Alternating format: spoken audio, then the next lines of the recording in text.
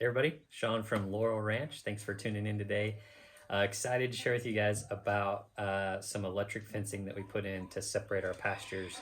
And this is something that, for rotational grazing. So I remember watching a YouTube video from Greg Judy, and he was talking about how just with a pasture, just running a line right down the middle and split it in two, that even that is better than nothing. And so we don't quite have everything set up on our property to divide it up the way that we want, but we have enough that we could at least divide it in two and actually in three with some electric fencing. So I want to walk through that with you today and show you our strategy and what we did and then how it's working out. But before we get to that, I wanted to give a quick shout out. I've got my daughter Kalea on the camera.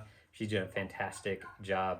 If you ever see a video that has fantastic editing or great camera skills, it's usually her behind the camera, and she has a YouTube channel called Sister Squad. We'll put a link to it down in the, is that wrong? No, that's right. Okay. She has a YouTube channel called Sister Squad, and we'll put a link to it down in the notes here as well, so you can check it out. If you have kids, definitely have your kids check it out. They will really appreciate it, and I appreciate her helping us out here on the farm.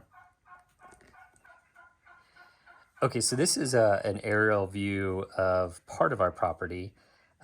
This is our barn right here in the middle. And so this is where the animals come. Since we don't have just meat animals, we have dairy animals. This is where they come to get milk, get their food in the mornings, and there's also a water source right here. So what I want to do is this outline, this is our 20 acres right here.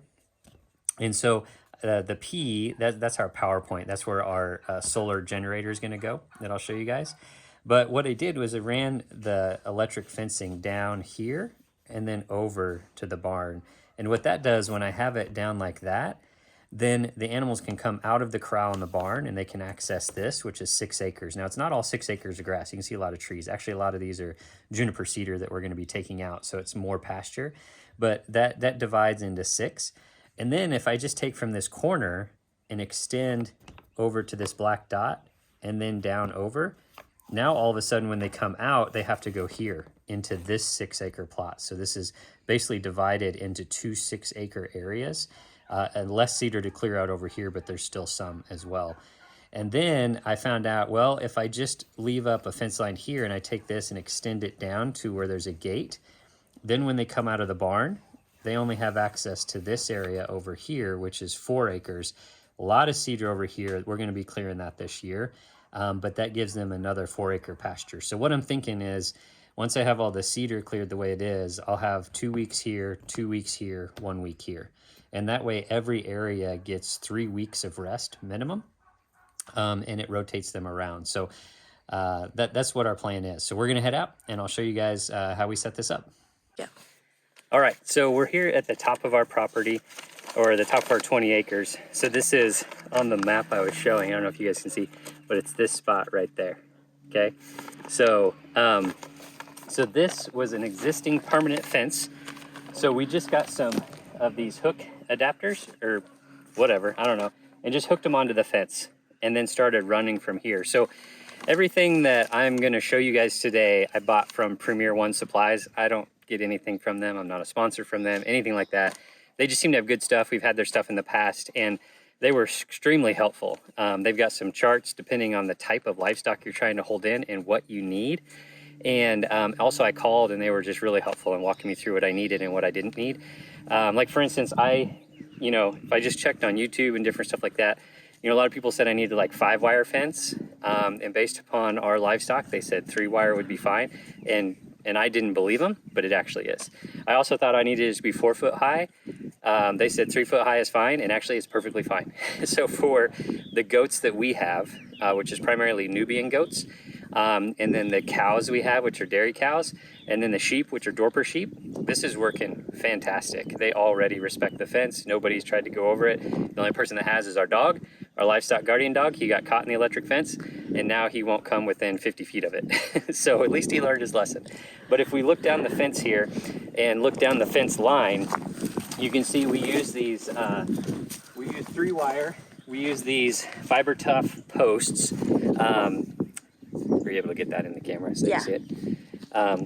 So we use these fiber tough posts where we could have different, you know, we could put the electric line at different spots. So we've got these at 12 inches, 24 inches, and then on top, which is 35 inches. And that was recommended. Now, right now, all three of these are hot. Premier One did recommend that if we were having issues with the goats, to make this middle line connected to ground. And that way, if they did try to climb through, it would really give them a really good zap. But so far, just anybody that's tested it, they've gotten a good enough zap, they don't even try to test it anymore. And it's only been a couple days. So you can see we place these posts about every 30 feet. I wasn't terribly worried about the exact difference. I just took 10 paces, which, you know, is about 30 feet for me. Okay, so this map, when you look at it on how I was gonna do this, it shows straight lines. And so originally we were drawing this out in a straight line, and there was a lot of these oak trees in the way. And while we want to get rid of cedars because they just suck up all the water and they kill the oak trees and they're kind of like a big weed, we really don't want to get rid of the oak trees. They provide a nice canopy, grass still grows underneath.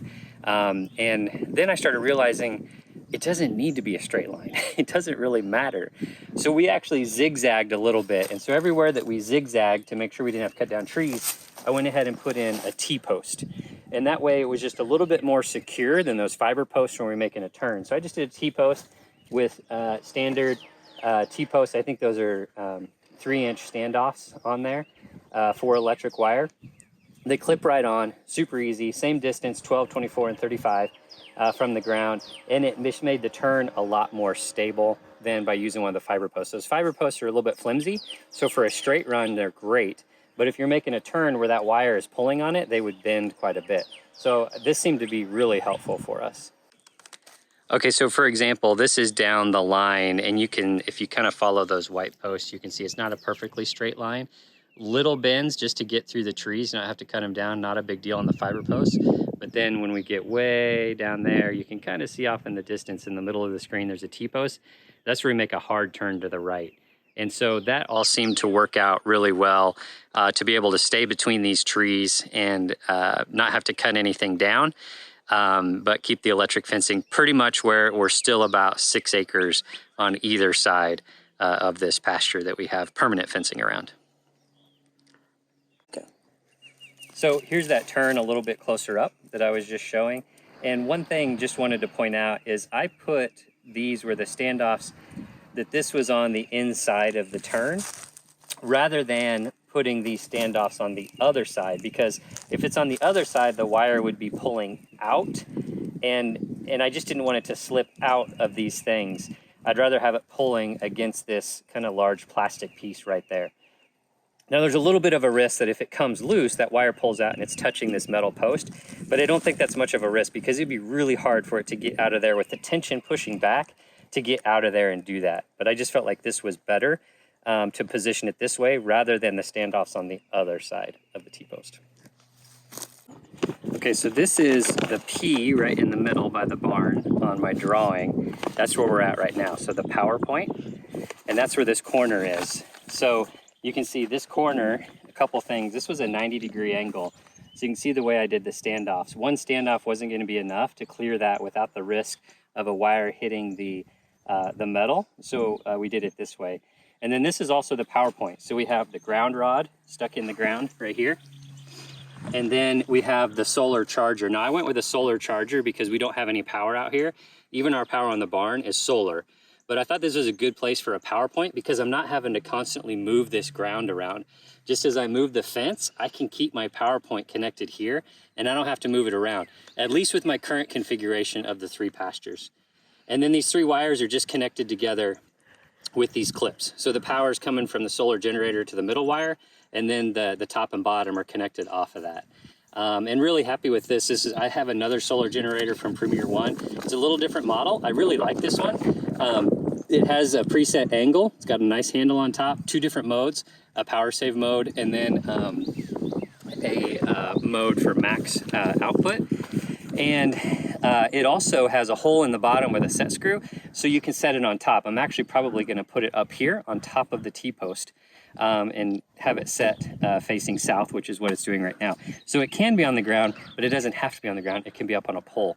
And I'll probably do that because that way I don't have to move it back and forth. I've got it on the other side of the fence right now so the animals don't kick it over or anything, but I don't want to keep doing that, so I'll probably mount it up here and then tie those wires up nicely so that the animals don't mess with it. And then we just go down and we terminate. You can see over there right next to the corral on the barn. And so we'll walk over there and look at that system real quick. Okay, so here's my terminating point right here. So all three of these wires are pre-wound onto reels. And I was able to buy them this way where they were already pre-wound, which is really nice. And these are from Premier One, where the bracket, that you can actually get these T-post brackets that you put on there. So you just take these reels, unwind them, slide the reel holder over the bracket, and then you just tighten it. And there's a little set thing right there that just, boom, you lock into place, and then it's nice and taut. So you can tighten it up and then put that, that pin in place to hold it nice and taut. And then when we go to move it, I just lift that right off of the bracket, and there's a handle on the other side that I can just start reeling it up to move it somewhere else. So super handy. Haven't moved it yet, but as far as like stretching it out to the first point, it's been really, really helpful.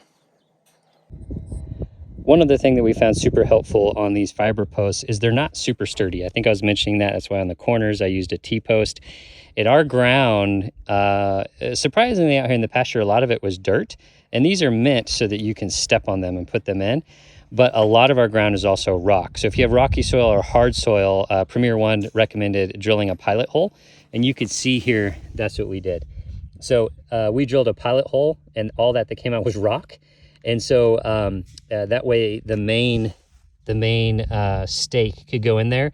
But these ones that we bought have the second one. So this one pushed into the dirt, the rock starts about 4 inches, maybe 5 inches under the soil. So by that going in the pilot hole and this other one being in the dirt, it's sturdy enough. And again, you know, you may have animals that are testing it. Our animals, they just touch the wire once and they're not getting anywhere close to it, right? So that is perfectly fine for us in our application. Okay, so just like I was showing in the drawing, you can see how with it coming to the current side of the corral where it is, when the animals come out in the corral, they're separated here. But if I just take those reels and reel them back to this point, and then just extend over to the next T-post, and you can see I've already got fiber posts in place and then the next T-post, then I just angle down to the other side of the corral, and now when they come out of the corral, there's a fence here. They can't get over there anymore. They only go this way into this pasture because this part's not there. It's stretched out over and around. So that's kind of the plan. That's super easy to switch between this pasture and that pasture. All of that electric fencing I don't have to take down. Now I already stuck the fiber posts in the ground here to be ready for that next move. And the T-posts, the fiber posts you're not supposed to have to, right? You just pull them up, put them in, whatever. But the animals were able to figure out that there's no fence here and walk through. They're pretty attuned already to where the electric wire is. And there's Lily. So I just put them in, and that way when I go to move it, it'll take me, I don't know, 5 minutes to move the wire and flip it from one pasture to the other. Okay, so just like I was showing from the other angle, this is the second T-post that when we do our move from this pasture to that pasture, we'll just pull it down here, stretch over that side of the corral. Then when they come out of the corral, they're forced into that pasture. So that's pasture number 2. And then pasture number 3, we'll take the line and we'll come from here. And instead of connecting there, we're gonna connect all the way down there. You can see there's already the fiber post and then a T-post way down by the gate. We'll open that gate up. And then what that does is it forces them to the other side of the permanent fencing, right? So whether or not that's a pasture for the future or not, probably not, because that also allows them down by our house. We don't have any male goats in the flock up here. They're somewhere else. So far, the female goats are pretty docile. They don't jump on the cars. They're pretty good. And then our cows, we've let them down by the house all the time, and they're fantastic. If it becomes a problem, we'll just run some fence all the way to the property line. That way they can't come down by the house. But so that's, I say, a fourth pasture because, or a third, because we may or may not do that. We'll give it a try. We'll see how it goes. So, man, you can hear Lily in the background. She's being really loud, our Dorper sheep.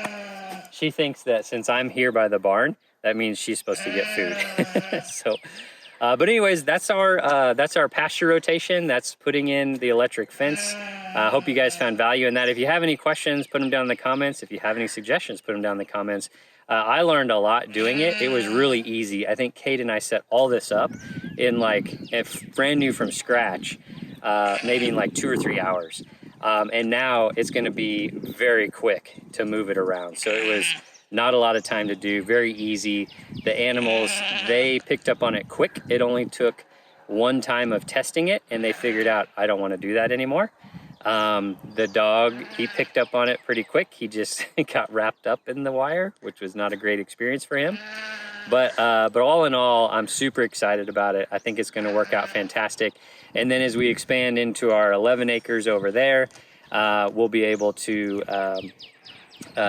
use this system as well in separating pastures over there, even with our meat sheep and our meat goats that don't need to come back to the barn. And actually that reminds me, if we turn around, I did a video on our IBC tote waterers. So you can see our waterer is over there right now. And when we move them into the other pasture, I'm gonna fill up that IBC tote and move it into the other pasture. But we're gonna use that too when we go up to the 11 acres with our meat flock. And they're not gonna come down to the barn. So we're just going to separate them with the electric wire. We're gonna fill up the IBC tote with the tank, take it up there, put it down. They'll have a water source. They've got plenty of trees for getting out of the weather and stuff like that. We may use one of the little mobile three-sided shelters that I can just move around with the tractor. We'll see. But then they should be taken care of. They'll have grass to eat. They'll have water. They'll have a way to get out of the rain. They'll have the electric fence around them, and they'll have Zeke in there as a guardian dog to protect them. So anyways, again, hope you guys found value. Please like, comments, put questions. Thumbs up, like button. Put comments, ask questions. And then again, if you find value in these, would really love to have you guys follow us along on the journey. We're learning as we go, but hopefully you can learn from what we're learning, learn from our mistakes, but also learn from the things that every once in a while we do right. Until next time, thanks again for tuning in. This is Sean at Laurel Ranch.